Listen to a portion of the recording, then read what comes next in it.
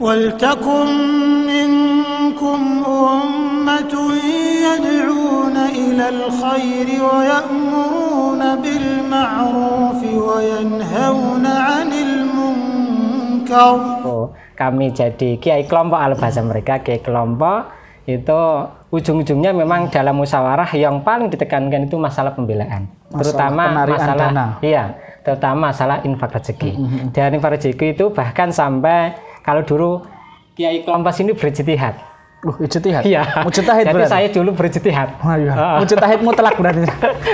Mujtahid madhab atau mujtahid mutlak? Enggak tahu itu. Enggak tahu untuk ijtihad apa mujtahid mutlak atau mujtahid apa enggak tahu. Dulu enggak ada pokoknya. Pokoknya ijtihad. Iya, pokoknya ijtihad begitu lah. Kudu manut lihat, taat. Iya, berijtihad karena ada sedikit banyak yang jamaah-jamaah itu tidak tertib PR-nya. وَأُولَئِكَ هُمُ الْمُفْلِحُونَ.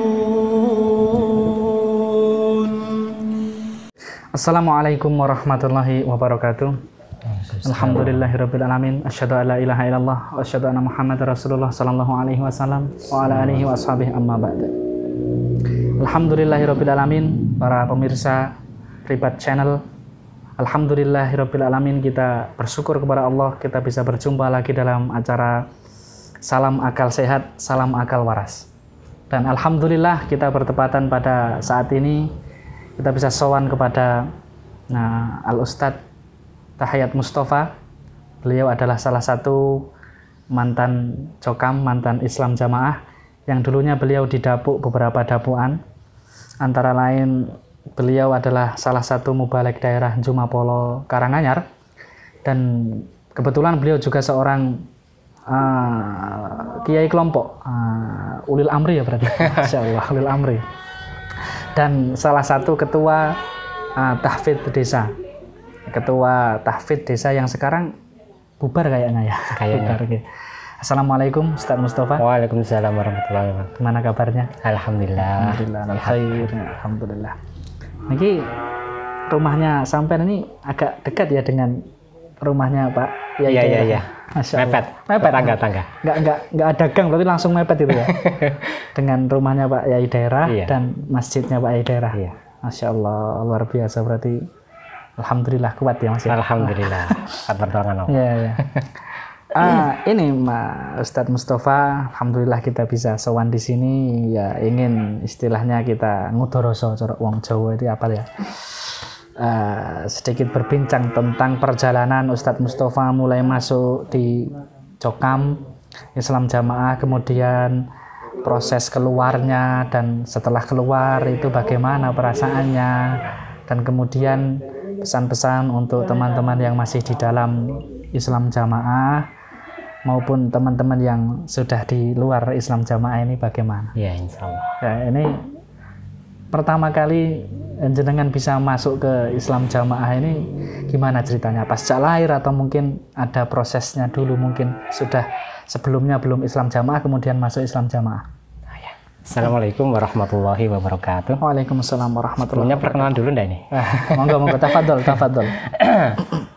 Nama Tahiyat Mustafa, asalnya dari Banjarnegara, Banyumas ya. Yang apa Krikaya? Apa? Ya, alhamdulillah bisa sampai di sini. Itu dulu pernah kalau di Jokam jadi MT. Ya, jadi MT. Sebelumnya saya akan menceritakan perjalanan saya masuk ke Jokam. Sebenarnya saya tidak dari kecil karena lingkungan saya Nahdien wadumnya. Mbah saya juga Nahdien. Tapi suatu saat yang menjadi saya masuk ke Islam Jamaah Jokam, saya senang metodenya. Dia memakai kitab langsung. Ngaji langsung kitab gitu ya? Ngaji langsung kitab, kan seneng. Karena dari kecil memang saya dekat masjid, sudah senang di masjid. Nah, terus di situ kakak saya pulang dari perantauan, dia sudah masuk ikut Islam Jamaah. Sebenarnya proses, kalau bahasa mereka itu amar ma'ruf. Amar ma'ruf. Pada saya sudah Islam. Di amar ma'ruf suruh masuk ke Jokam. Islam di amar ma'ruf biar masuk Jokam. Islamnya gensah. Iya, Islamnya gensah. Mungkin begitu. Ya, setelah 1 tahun kemudian kakak saya pulang dari merantau lagi, saya diajak ke suatu daerah yang kompleks di Pekalongan. Saya belum jokam, belum jamaah. Tujuannya mungkin kakak saya memperlihatkan kekompakan di dalam jokam. Ternyata memang itu membuat salut. Istilahnya iya. brainwash-nya ya. Di otaknya didelokke, diperlihatkan kekompakan jokam. Iya, di salah satu wilayah di Pekalongan, di Wiradesa sana. Terus di situ ternyata kakak saya bisa ngobrol ngarung itu dengan orang sana. Setelah pulang saya tanya, Mas, apa jenengan itu sebelumnya kenal itu? Enggak, memang di jokam nanti begini. Di jokam ya begini. Saya belum kenal. Itulah bukti bahwa jokam Islam Jamaah itu adalah benar. Nyedulur gitu. Iya, nyedulur sama golongannya. Tidak seperti yang lain-lain, kalau bahasa mereka hum itu tidak nyedulur. Gitu. Nah, setelah itu karena saya sudah di hati saya sudah ada benih-benih seneng ngaji gitu lah ya. Dan di situ juga ada kekompakan, di situ melihat saya diajak kakak saya ke suatu daerah di Pekalongan sana, terus timbul akhir saya diajak mencari pengajian, kalau bahasa mereka mencari tempat sambung. Sambung biar nggak putus sambung. Iya, biar sambung sebagaimana listrik gitu. Boleh pelangkat 354 meter gitu ya. Iya. Kalau dulu tidak ada di sana karena sana minoritas. Minoritas. Jadi tidak, jadi tempatnya di dalam itu. Agak jauh berarti ya. Dari jalan raya agak masuk. 354 kilometer berarti. Jauh berarti. Iya. Jadi sekitar dari rumah saya ya 3,5 kilo atau 4 kilo. Diajak berjalan dulu, udah pakai karena dulu udah pakai, belum ada sepeda motor, banyak yang tidak punya sepeda motor. Akhirnya jalan ke sana, dipertemukan dengan salah satu pengurus sana. Terus di situ diajak malamnya lagi acara sambung. Nah, di situ langsung baca, bawa Quran, bawa kitab. Nah, tambah mantep. Ya? Tambah tertarik, tambah tertarik. Ya. Kemudian gini Ustadz, setelah jenengan masuk di jokam, kemudian otomatis di beat juga ya, di beat ke Kediri biar Islamnya sah. Itu waktu itu perasaan jenengan bagaimana ini? Ini Islam, orang dianggap Islamnya sah, dianggap bisa surga ketika salaman dengan satu orang ini tuh. Perasaannya waktu itu gimana, Ustaz? Ya, sebelumnya saya ceritakan dulu, saya masuk jokam tahun 99 awal. Waktu itu umur saya sekitar 19 tahun. Jadi sudah sudah agak mudeng lah istilahnya. Nah, setelah itu di tempat saya diadakan pengajian jokam. Baru 3 kali, akhirnya masyarakat kampus itu tidak setuju. Akhirnya ada penolakan, bukan cuma satu dusun tapi satu kelurahan menolak semua.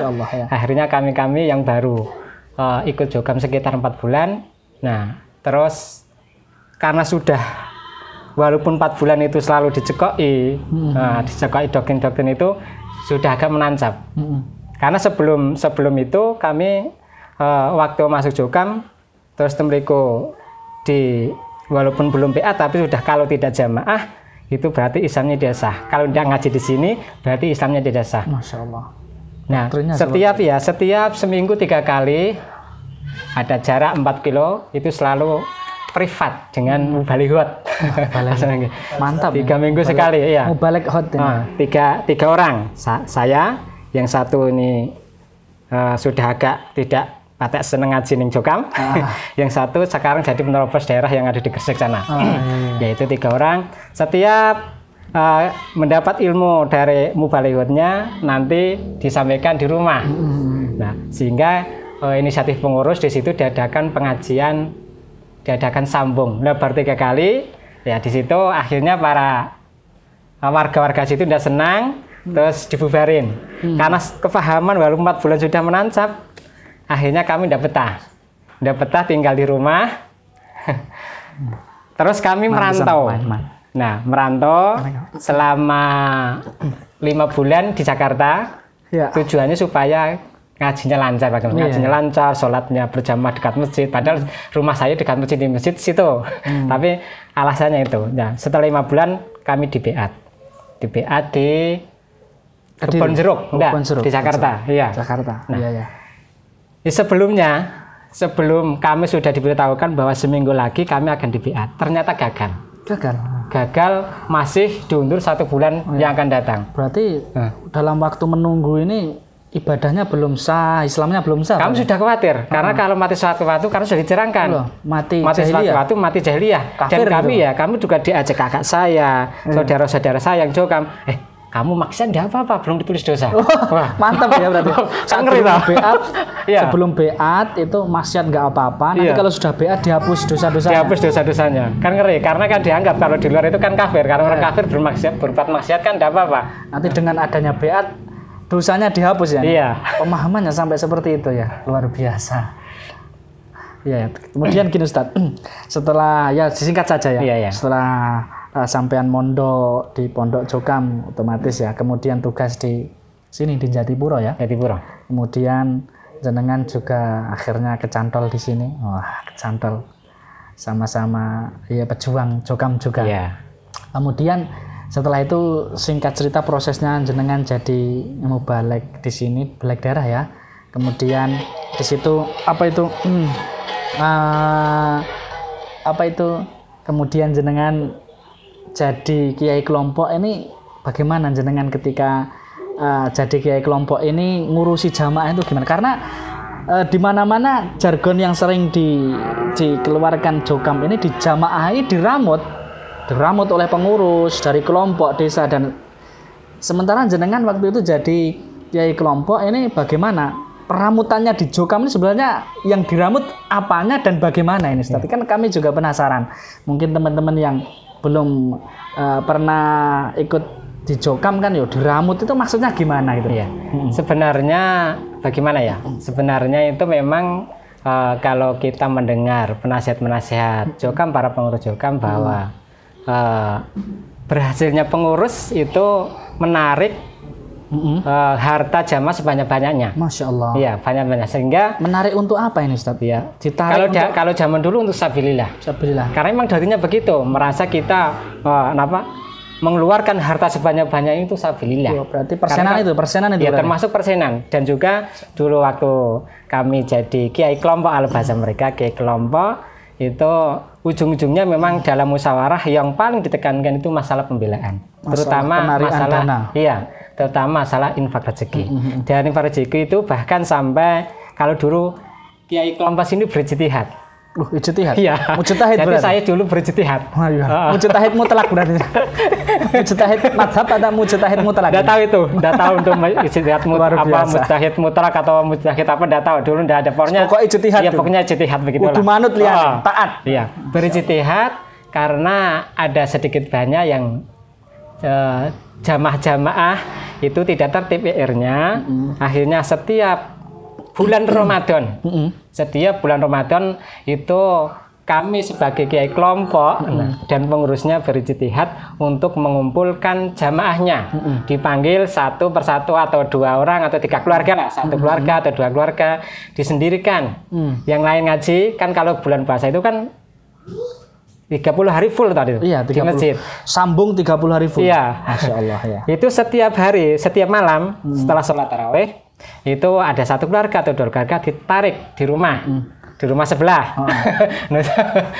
Tujuannya apa? Untuk memahamkan infak rezeki. Masya Allah. Ya. Digenjot gitu ya. Ya, dipahamkan, ditekankan ini sampean ini harus pembelaan ini karena kita membutuhkan biaya ini dan itu gitu ya. Iya, memang darinya ya untuk sambung ke Bapak Imam. Jadi sambung harta ke Bapak Imam yang melalui infak rezeki itu ditekankan itu satu persatu.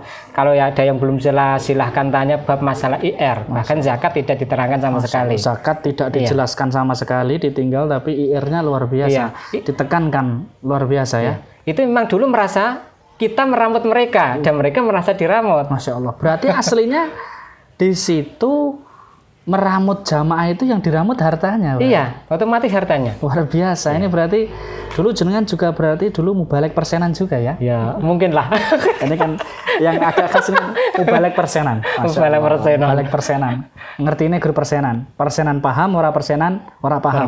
Persenan jamaah, ora persenan, ora jamaah. Persenan swarga, ora persenan. Ini kan seperti itu. Luar biasa. Berarti aslinya yang diramut cuma hartanya, penarian harta itu. Dan mereka mengatasnamakan sambung Bapak Imam itu ada sambung nasihat, sambung ketaatan, dan yang paling inti adalah sambung persenan itu tadi. Iya, memang Luar kita biasa. tidak menafikan kebaikan-kebaikan di dalam jamaah itu Ya, sendiri. ada sisi mungkin baiknya. ada pertama kalau bahasa mereka dulu pengsah baru. Itu kan dirambut mulai toharoh, masalah sholat, itu memang tidak menafikan, tapi ujung-ujungnya nanti kan kalau sudah mau beat sama Bapak Imam, ujung-ujungnya persenan. iya. Jadi istilahnya sistemnya luar biasa di dalam perekrutan dan pemahaman di dalam organisasi tersebut, tapi kontennya yang rusak. Iya. Isinya yang racun. Nah, ini seperti itu. Kemudian gini Ustadz. Nah, kemudian dulu kan sering ketika ya awal-awal kegoncangan di dalam jamaah, banyak yang mulai mau hijrah ini kan, mereka sering membuat jargon paham jamaah.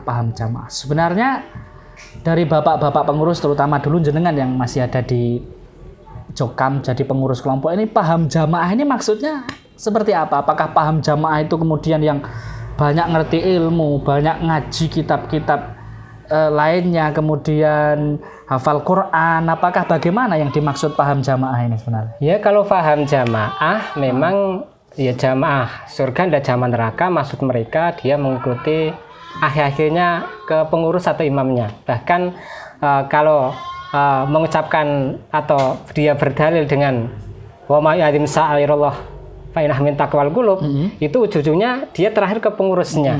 Nah, termasuk syairnya Allah itu adalah tanda tegasnya adalah pengurus. Yang lainnya dinafikan, nggak dijelaskan, bahkan nggak dijelaskan sama sekali, justru kepengurusan itu. Seperti di surat firman Allah, ya ayyuhalladzina amanu ati Allah wa ati rasul wa ulil amri minkum. Ati Allah wa ati Rasul itu tidak diterangkan. Tapi wa ulil amri minkum itu diterangkan masuknya ke Bapak Imam. Ayat selanjutnya tidak dijelaskan. Fa in tanazatum fi syai'in tidak diterangkan. Farudhuhu ila wa Rasul tidak diterangkan. Makanya dalil andalannya kan ya ayyuhalladzina amanu ati Allah wa ati Rasul wa ulil amri minkum. Jadi intinya ya manut, bukan taat mereka. Berarti intinya kalau bisa kita simpulkan bahwasanya paham jamaah ini sih penting manut Bapak Imam, manut pengurus ya. Iya, manut Bapak Imam. Walaupun pandai hafal Quran, ya menghafal Quran, ngaji banyak kitab, tapi kalau tidak manut berarti tidak paham jamaah. Tidak paham jamaah. Masya Allah. Kalau tidak mengikuti. Berarti paham jamaah itu sebenarnya seperti itu para saudara. Jadi paham jamaah itu tolok ukurnya, kita pakai bahasa mereka ya, pinjam bahasa mereka. Tolok ukur paham jamaah adalah manut Bapak Imam. Walaupun itu ada dalilnya atau tidak, bahkan bertentangan dalil ataupun tidak. Mungkin sedikit bisa diceritakan Ustadz. Dulu katanya dengar-dengar ada ketika Bapak Yai daerah itu tangganya ya, kulone pas, Masya Allah. Ini pernah nasihat di forum daerah, katanya walaupun syirik apa-apa kalau Bapak Imam sudah memerintah harus, gimana itu ceritanya Ustadz? Itu pas gimana? Saya dengar-dengar itu ya, emang itu pas kalau tidak salah pas pengajian sambung pengurus apa tak itu ya, lupa sudah lama. Iya. Memang begitu. Memang ya kita harus kalau bahasa mereka harus budi luhur, walaupun itu menentang mungkin tidak sesuai dengan syariat, sehingga mungkin dalil. Sehingga di situ dari mubalek daerah, insya Allah setelah mendengar nasihat, ya kalau bukan saya nasihat, kalau jabul nasihat ya. Nasihat kita pinjam bahasa mereka. Setelah mendengar nasihat itu, mendengar nasihat itu bukan menunggu lama, tapi kita langsung jadi satu itu, jadi satu. Nah setelah itu ada perwakilan sowan untuk memberikan nasihat, mengingatkan mereka. Emang pertama ya dia bisa pas waktu dari utusan kami, utusan mubalek daerah, dia bisa menerima. Tapi setelah 1 hari 2 hari ya mereka, ya beliaunya kembali lagi. Masya Allah. Jadi waktu itu ada pengajian sambung pengurus, imamnya menasihatkan walaupun itu musyrik, walaupun itu bertentangan dalil, kalau Bapak Imam sudah memerintahkan harus taat, wajib ditaati. Terus kemudian diingatkan oleh salah satu utusan mubalek daerah, waktu itu bisa menerima, tapi lambat laun malah justru ndodro gitu ya. Tidak lambat tahun, berapa hari langsung ndodro. Masya Allah. Berarti sekarang gini Ustadz, sebenarnya kalau kita bisa menyimpulkan dan bisa dilihat bahwasanya pengurus itu sampai berkata seperti itu, yang sekelas imam daerah itu, ulil amri daerah. Ngupil amri apa ulil amri? Tidak tahu itu. Ngulil amri daerah mengatakan sampai seperti itu sebenarnya pengurus ini sebenarnya ukurannya apa? Artinya harusnya kan bayangan kita itu yang ngurusi jamaah, ngurusi orang-orang jamaah ini kan orang-orang berilmu, pandangan kita kan seperti itu. Nah sekarang ada orang yang sampai berkata seperti itu kan menunjukkan apa itu? Ilmunya ada apa enggak, atau bagaimana sebenarnya tolok ukur jadi pengurus itu apa di dalam Jokam ini? Sebenarnya jauh singkat saja, tolak ukur pengurus ya yang manut kepada pengurus yang di atasnya, yang loyal dengan pengurus yang di atasnya itu adalah tolak ukur pengurus. Walaupun pengurus itu berbicara sesuai dengan dalil, maka dia tidak dipergunakan. Contohnya dulu saya berpengalaman ada ya mubalek 4 mubalek itu karena dia tergabung di Satria Baja Hitam. Baskom. Iya. Baskom. Karena saya sama-sama mubaleknya loh. Saya nasihati begini-begini udah boleh. Alasannya dia menunggu jalan. Nah kalau jalan tunggu sebenarnya seharusnya setiap hari. Nah, tapi mereka tidak menerima. Ini sudah jadi alasan saya untuk menghadap Allah, sudah menasihati kalian. Ya. Jadi setelah itu intinya apa? Istilahnya dikatakan pengurus itu kalau loyal dengan atasannya itu dikatakan paham, nanti akan diangkat jadi pengurus. Walaupun berilmu, ngerti dalil katakan ya. Di dalam Jokam ngerti dalil, mubalek, tapi kalau kok bertentangan atau berseberangan dengan pengurus di atasnya, maka dikatakan tidak paham, tidak ridho dengan ijtihad imam gitu ya. Iya. Jadi tolak ukur pengurus, tolak ukur kepahaman jamaah adalah loyal dengan pimpinan di atasnya, bukan berdasarkan ilmu. Masya Allah, padahal itu katanya ngeramut jamaah yang katanya satu daerah itu ribuan, bahkan puluhan ribu. Di situ nggak ada ilmunya, artinya kan seperti itu. Kalau kita mau jujur seperti itu ya, nggak ada ilmunya, yang penting loyal dengan atasannya, meramut. Jadi pengarep, jadi orang yang di depan, meramut jamaah. Masya Allah, mau dibawa kemana hubungan kita? Mau dibawa kemana hubungan kita? Pokok ngerti persenan, manut karo dhuwur, ya ini. Ya itu, yang pol itu. Berarti kan aslinya mereka itu sekarang ada istilah juga pengurus persenan juga berarti ya. Bukan cuma mubalek persenan, tapi pengurus persenan. Kemudian singkat saja Ustadz. Kita persingkat. Kemudian setelah jenengan hijrah, untuk keluar dari Jokam ini prosesnya bagaimana? Setelah hijrah mendapatkan perlakuan apa dari mereka? Yang notabene jenengan itu masih tetangganya Bapak Ulil Amri tadi. Ya mungkin proses hijrahnya ya dibilang lama ya enggak lama, dibilang enggak lama ya agak lama. Sebenarnya dulu waktu saya masih di dalam Jokam, karena kan setelah saya sekitar 7 bulan jadi ruqyah biasa terus mondok, selama 20 tahun saya menjadi pendoktrin, mulai dari tugas jadi MT ya dari Jombang, Samarinda sampai ke sini. Nah itu sebenarnya dulu saya suka melihat artikel-artikel ya terutama Bapak Bambang Irawan. Walaupun masih di Jokam tapi masih menentang, melihat YouTube-nya itu masih walaupun ya kerap tentunya dengan delik-delik sering melihat, tapi dengan delik-delik maksudnya kalau ketahuan nanti juga masalah ini. Sering melihat tapi menentang, wah ini benar-benar pengkhianat dulu, benar-benar ini pengkhianat Jokam, pengen dadi imam. Ya setelah ya kesini mendekati hijrah kami total, memang ada bimbingan teman saya yang satu mubalek daerah, juga dari para masyayikh, ya terutama memang dari teman saya yang satu mubalek daerah, bisa saya katakan ya. Rahasia. Nonim. Dan juga memang yang pertama kali tentang bukan masalah keimaman, karena waktu kami dinonaktifkan bulan Mei tanggal 28. Tanggal 28 tahun 2018, masih ingat itu. Tahun 2018 itu subhat masalah keimaman niku belum hilang. Masih nempel gitu. Tapi yang menjadi kerancuan, menjadi penolakan kami, memang mereka kok begitulah. Tidak sesuai dengan syariat Islam itu banyak sekali. Banyak menentang dalil dalam manuver dan amaliyahnya gitu loh. Sehingga memang kami juga salah satu dari teman saya juga sudah hijrah dari Mubalek Daerah Jumapolo, itu mengingatkan, Mas, kamu kalau nasihat, nah itu jangan keras-keras, nanti kamu dinonaktifkan jadi jadi kiai kelompok.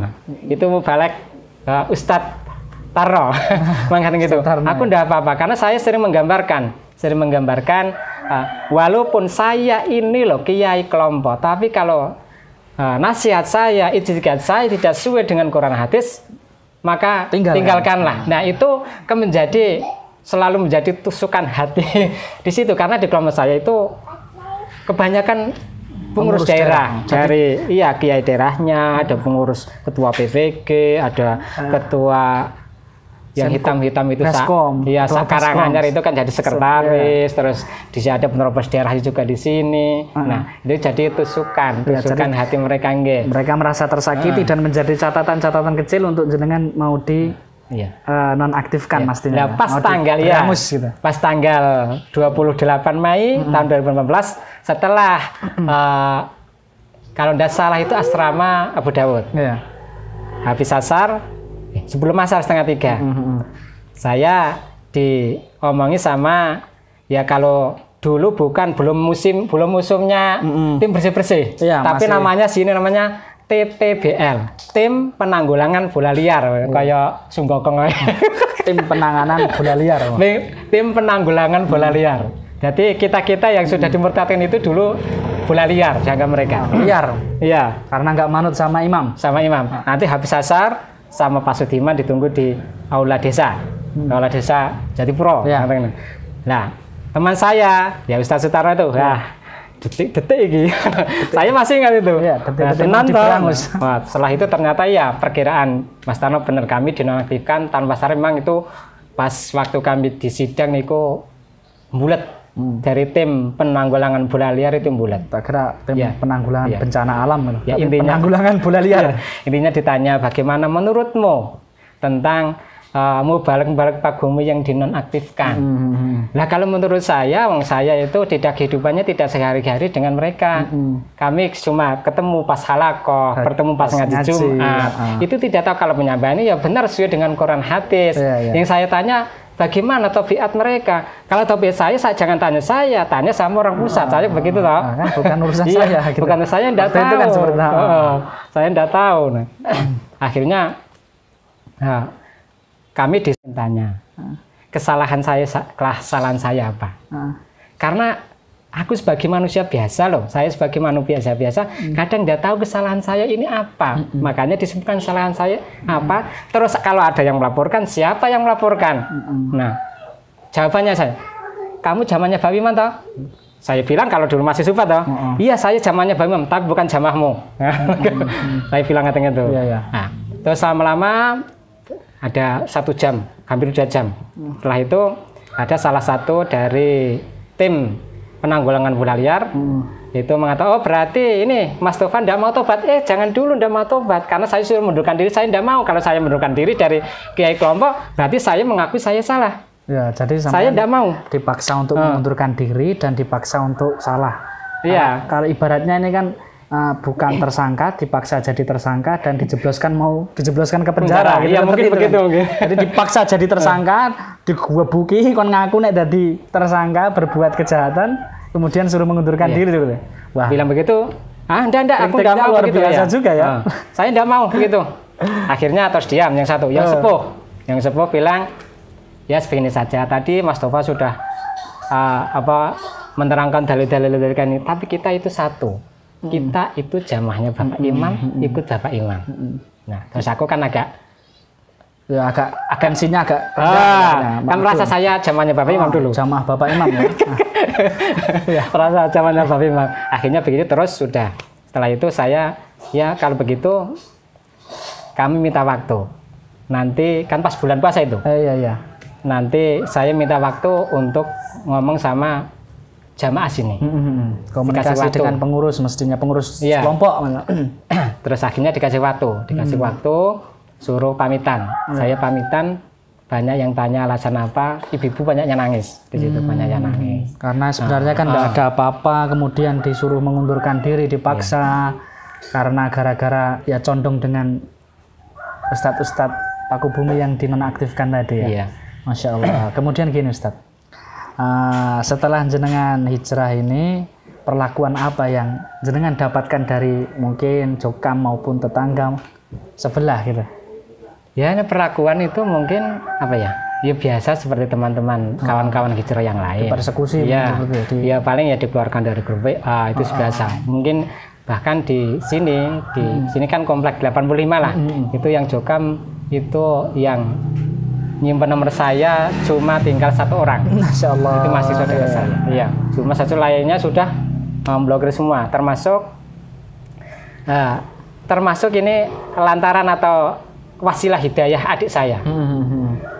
Adik saya masih di Jokam. Iya. Nah, terus ada dari keluarga besar, keluarga besar dari Mbah Putri saya yang Jokam itu bermusyawarah ingin memisahkan antara saya dan istri karena saya sudah dikeluarkan, istri kan belum mau diceraikan. Yang paling sepuh berusaha, tapi ada yang nggak setuju. Nah, setuju, akhirnya adik saya mikir agama kok begini. Ya setelah akhirnya adik saya juga disidang terus keluar dari Jokam karena begitu. Karena dulu waktu saya dinonaktifkan timbul tanda tanya, oh berarti apa benar-benar melenceng. Tapi setelah ada musyawarah itu ingin menceraikan saya dengan istri, akhirnya terbuka. Alhamdulillah. Jadi kakak maupun adik yang di sini kan sudah 3 rumah semua sudah hijrah ya, alhamdulillah. Tinggal mungkin orang tua agak sedikit masih ada syubhatnya. Itu jadi saudara-saudara mau adik maupun kakak ini bisa terbuka wawasan pikirannya adalah ketika melihat kondisi jenengan dipersekusi, mau diceraikan dan lain sebagainya, mereka mulai berpikir, iki agama apa kena itu? Agama kok pengen merusak rumah tangga orang gitu. Merusak rumah tangga orang, padahal Nabi saja melaknat orang yang takbib. Takbib itu apa? Merusak rumah tangga orang lain itu dilaknat oleh Nabi, tidak diakui umatnya Nabi. Ini malah pengurus katanya paham jamaah tapi mau merusak rumah tangga orang lain. Akhirnya kakak dan adik pun mulai berpikir dan ikut toto katanya siap-siap untuk keluar dari Jokam juga akhirnya. Masya Allah. Jadi dapat persekusi, mau diceraikan. Masya Allah, ini ya kan kalau akal sehat, akal waras itu pastinya memikir ini agama apa kok yang ini kok dinonaktifkan kemudian mau diceraikan, ini agama apa kan, akhirnya begitu ya. Dan alhamdulillah sudah keluar. Dan gini Ustaz, katanya ini banyak teman-teman itu yang sebagian masih mengeluhkan ada istrinya yang belum sepemahaman, belum terbuka wawasannya. Ini mungkin bisa diceritakan pengalaman jenengan ketika menyadarkan istri. Katanya ini kabarnya istri ya ketika mau diajak hijrah katanya agak alot gitu. Katanya sampai berminggu-minggu agak terjadi perang dingin dengan istri ini. Ini mungkin bisa diceritakan bagaimana pengalaman antum menyadarkan istri, memberi wawasan kepada istri, membuka pikirannya istri sehingga bisa mau hijrah dari kesesatan Islam jamaah ini. Ya alhamdulillah, memang sekarang istri sudah hijrah. Memang pertama yang perlu diberikan masukan adalah istri, karena istri itu sebagai seorang perempuan itu belahan jiwa. Pendamping hidup, belahan jiwa. Kalau ini bisa terjadi beda, ini kan nanti pengurus tambah ngestrong untuk menceraikan. Tapi memang dari awal memang istri tidak mempunyai pikiran nanti harus pisah, tidak. Tapi memang ya ada sedikit alot, tapi sedikit demi sedikit karena waktu jarak setahun itu. 1 tahun. Jadi prosesnya istri bisa subhatnya hilang itu 1 tahun. Masya Allah. Tapi alhamdulillah istri walaupun begitu, tapi dia mengizinkan saya untuk bertemu dengan kawan-kawan yang sudah hijrah. Itu adalah satu poin yang saya. Yang baik.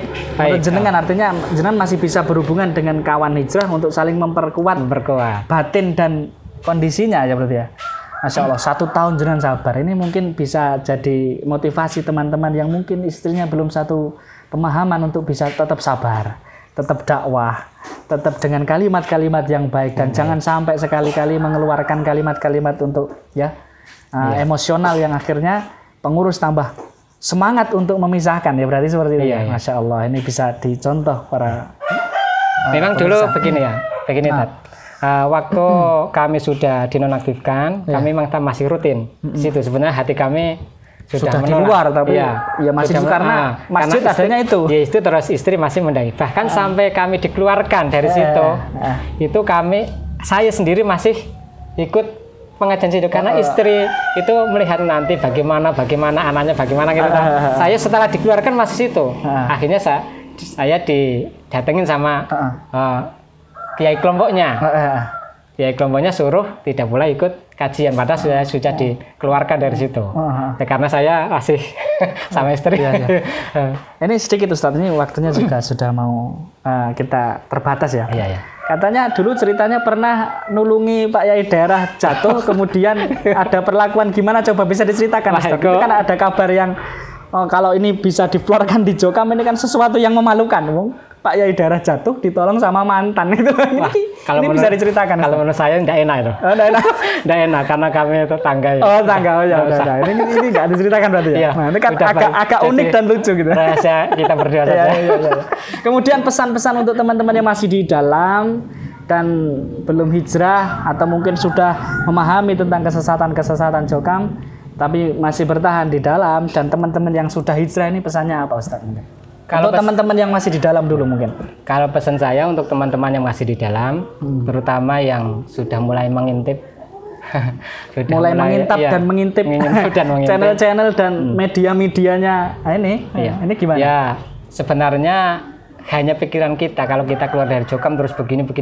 Sebenarnya Jokam terus begini terus Jokam nanti begini, sebenarnya enggak. Setelah kita keluar dari Jokam justru kita merasa kita longgar, kita enjoy, kita bisa menemukan saudara-saudara yang lebih banyak. Masya Allah. Ya, saudara Muslim di luar Jokam banyak sekali. Sangat banyak sekali. Justru mereka lebihnya dulu lebih bisa menghargai kita daripada kalau di dalam Jokam itu menghargai kita karena kita itu pengurus. Kalau jamaah biasa sebenarnya tidak dihormati. Kalau jamaah pada muslim pada umumnya itu tidak membeda-bedakan, artinya seperti itu. Kemudian untuk teman-teman yang mungkin masih belum sadar, masih nganggep jamaah ini jalan tunggal, jalan yang tujuannya janggal, ini gimana ini? Mungkin pesan-pesan yang masih kengkeng alot di dalam Jokam ini Ustaz. Kalau itu bagaimana ya? Agak susah ya. Agak susah ya. Kalau saya pesannya ya seperti pesan-pesan yang lainnya, ya berpikir kita kan di era informasi yang sangat terbuka itu, kita bisa melihat channel-channel, ya terutama ya channel Ustadz Rifat, itu bisa terbuka pikirannya, walaupun mungkin belum berani ya di situ dulu enggak apa-apa, karena di sini juga di tetangga-tetangga kami itu banyak ada yang mengatakan kami sebenarnya kepingin keluar tapi takut. Ada yang mengatakan kami sebenarnya iya di sini banyak bunglonnya di Jatipura ini. Mungkin kalau bunglon enggak tahu ya, mungkin bunglon lah, bisa kata bunglon. Bahasa mereka kan bunglon, artinya kan sudah pemikirannya di luar namun raganya masih di dalam bunglon.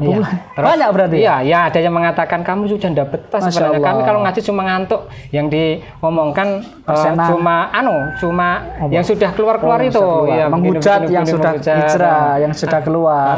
Akhirnya kan bagi teman-teman yang sudah hijrah, saya berikan masukan, kita dulu berkubang di dalam kubangan kesesatan. Kesesatan. Kita keluar, kita banyak mencari ilmu, menimba ilmu. Jangan terus kita bebas, akhirnya tidak mengkafirkan, terus bebas liar, tidak mencari ilmu. Justru itu pertama yang dicari masalah akidah kita, karena dulu akidah kita bobrok, akidah kita campur aduk, kita cari sesuai dengan akidah yang salimah. Banyak mencari ilmu, banyak bertolabul ilmi. Banyak tolabul ilmi, banyak memperbaiki akidah kita yang dulu rusak dan lain sebagainya itu ya. Kemudian sembari sedikit demi sedikit menyadarkan berdakwah kepada orang-orang dekat kita ya, mestinya seperti itu. Masya Allah, luar biasa faedah yang kita dapatkan dari Ustadz Tahiyat Mustafa, Bapak Yai Kelompok ya, mantan. Alhamdulillah. Dan ini dapat, Masya Allah, putranya dapat juara 1 lomba tahfidz Al-Quran. Ini luar biasa berarti ya. Berarti sebenarnya kalau kita bisa garis besar, kita bisa tarik benang merah bahwasanya paham jamaah itu bukan karena keilmuan di dalam jamaah, tapi yang penting manut Bapak Imam, persenan lancar. Nah, maka mari kita berpikir cerdas, mari kita berpikir waras bahwasanya Jokam itu hakikatnya apa, intinya apa. Padahal kita itu pengen benar-benar mencari surga, mencari keselamatan nanti di akhirat. Juru selamat bukan Bapak Imam, Bapak Imam itu belum tentu nanti di akhirat seperti apa, kita nggak tahu. Siapa yang menjamin manusia sekarang? Iya. Ya, maka kita harus benar-benar banyak belajar, membuka wawasan dan membenahi akidah kita. Insya Allah demikian Ustadz. Jazakumullahu khairah. Wa iyyakum. Wa barakallahu fikum. Semoga antum dan keluarga beserta keluarga besar diberikan keberkahan, kekuatan, dan bisa mendobrak bunglon-bunglon yang ada di Jatipura ini. Sehingga bisa nanti tambah gembruduk hijrah dari kesesatan Islam jamaah. Insya Allah demikian para pemirsa. Dari saya cukup sekian. Wassallallahu ala Muhammad wa ala ali Muhammad wa akhiru da'wana alhamdulillahirabbil alamin. Wassalamualaikum warahmatullahi wabarakatuh. Waalaikumsalam. ولتكن منكم أمة يدعون إلى الخير ويأمرون بالمعروف وينهون عن المنكر وأولئك